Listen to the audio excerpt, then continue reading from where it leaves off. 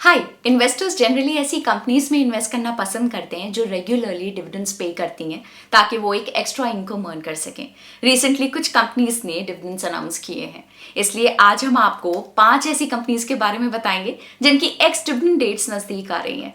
X dividend date वो date होती है जिसके एक दिन पहले तक अगर आप एक कंपनी के शेयर्स बाय करते हैं तभी आप उस कंपनी के डिविडेंड्स के लिए एलिजिबल होंगे। लेकिन आगे बढ़ने से पहले अगर आपने चैनल को सब्सक्राइब नहीं किया है तो अभी सब्सक्राइब बटन पे क्लिक करिए और उस वीडियो को लाइक करिए, क्योंकि हम हर हफ्ते ऐसा कंटेंट लेके आते हैं जो आपको एक बेहतर इन्वेस्टर बनने में और वेल्थ जनरेट करने में हेल्प करेगा। तो चलिए अब अपने टॉपिक पर वापस आते हैं।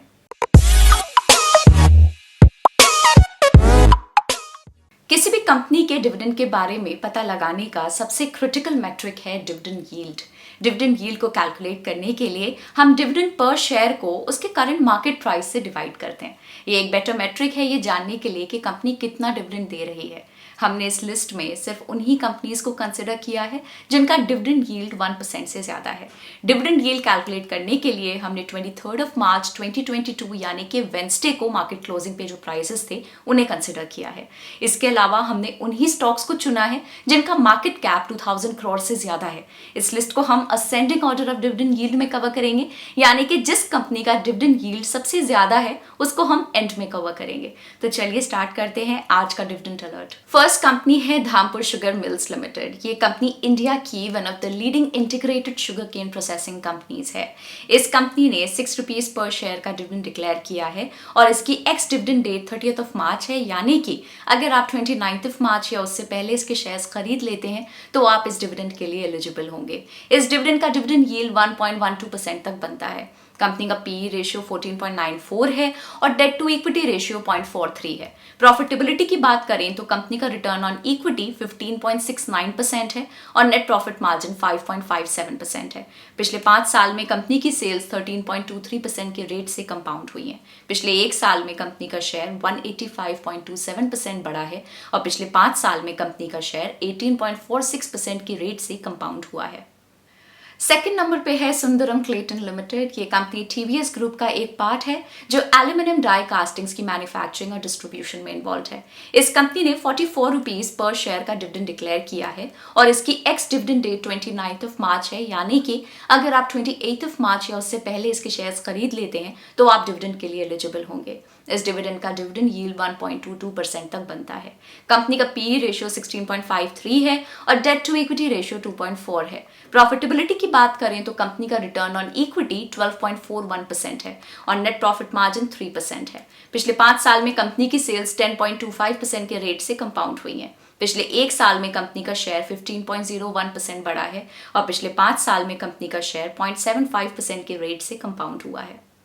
थर्ड कंपनी है अंबुजा सीमेंट्स लिमिटेड। ये कंपनी इंडिया की one of the leading cement manufacturing companies में से है जो 80 से भी ज्यादा कंट्रीज में अपना बिजनेस करती है। इस कंपनी ने 6.3 रुपीज पर शेयर का डिविडेंड डिक्लेयर किया है और इसकी एक्स डिविडेंड डेट 30 मार्च है, यानी कि अगर आप 29 मार्च या उससे पहले इसके शेयर्स खरीद लेते हैं तो आप डिविडेंड के लिए एलिजिबल होंगे। इस डिविडेंड का डिविडेंड यील्ड 2.11% तक बनता है। कंपनी का पी रेशियो 20.78 है और डेट टू इक्विटी रेशियो 0.02 है। प्रॉफिटेबिलिटी की बात करें तो कंपनी का रिटर्न ऑन इक्विटी 11.83% है और नेट प्रॉफिट मार्जिन 13.11% है। पिछले 5 साल में कंपनी की सेल्स 7.59% के रेट से कंपाउंड हुई हैं। पिछले 1 साल में कंपनी का शेयर प्राइस 2.17% डाउन गया है और पिछले 5 साल में कंपनी का शेयर 5.32% के रेट से कंपाउंड हुआ है। फोर्थ नंबर पे है housing and urban development corporation limited. ये कंपनी मेनली हाउसेस की फाइनेंसिंग और अर्बन डेवलपमेंट एक्टिविटीज में इन्वॉल्व है। इस कंपनी ने 0.75 रुपीज पर शेयर का डिविडेंड डिक्लेयर किया है और इसकी एक्स डिविडेंड डेट 29 मार्च है, यानी कि अगर आप 28 मार्च या उससे पहले इसके शेयर्स खरीद लेते हैं तो आप डिविडेंड के लिए एलिजिबल होंगे। इस डिविडेंड का डिविडेंड यील्ड 2.12% तक बनता है। कंपनी का पी रेशियो 4.72 है और डेट टू इक्विटी रेशियो 4.26 है। प्रॉफिटेबिलिटी की बात करें तो कंपनी का रिटर्न ऑन इक्विटी 12.37% है और नेट प्रॉफिट मार्जिन 21.72% है। पिछले 5 साल में कंपनी की सेल्स 17.32% के रेट से कंपाउंड हुई हैं। पिछले 1 साल में कंपनी का शेयर प्राइस 26.72% डाउन गया है और पिछले 3 साल में कंपनी का शेयर 7.71% के रेट से डाउन गया है। फिफ्थ कंपनी है steel authority of India limited. ये एक पीएसयू कंपनी है जो आयरन और स्टील की मैन्युफैक्चरिंग में इन्वॉल्व है।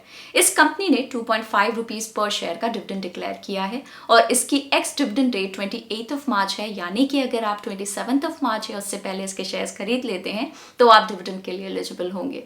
इस डिविडेंड का डिविडेंड यील्ड 2.42% तक बनता है। कंपनी का पी रेशियो 3.12 है और डेट टू इक्विटी रेशियो 0.47 है। प्रॉफिटेबिलिटी की बात करें तो कंपनी का रिटर्न ऑन इक्विटी 9.51% है और नेट प्रॉफिट मार्जिन 5.98% है। पिछले 5 साल में कंपनी की सेल्स 12.24% के रेट से कंपाउंड हुई है। पिछले 1 साल में कंपनी का शेयर 42.6% बढ़ा है और पिछले 5 साल में कंपनी का शेयर 10.53% के रेट से कंपाउंड हुआ है। तो ये थी वो 5 कंपनीज जिनकी एक्स डिविडेंड डेट पास आने वाली है और जिनका डिविडेंड यील्ड 1% से ज्यादा है। आप इन सभी कंपनीज के नाम, इनकी एक्स डिविडेंड डेट्स और डिविडेंड यील्ड्स अपनी स्क्रीन पर देख सकते हैं। हमें कमेंट करके जरूर बताइए कि क्या आपने इनमें से किसी कंपनी में इन्वेस्ट कर रखा है या फिर आप इन्वेस्ट करने वाले हैं या नहीं।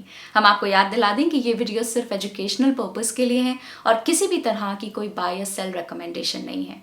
इसके अलावा हमने एक नया ट्रेडिंग चैनल लॉन्च किया है जहां हम हमारे व्यूअर्स को ट्रेडिंग से रिलेटेड सभी कॉन्सेप्ट्स जैसे कि charts, indicators, futures, options etcetera बड़े ही सिंपल तरीके से एक्सप्लेन करेंगे। तो आप जरूर उस चैनल को भी चेक करें। हमने चैनल का लिंक इस वीडियो के डिस्क्रिप्शन में ऐड कर दिया है। मार्केट के बारे में लेटेस्ट अपडेट्स के लिए ग्रो के चैनल को सब्सक्राइब करें। Bye bye.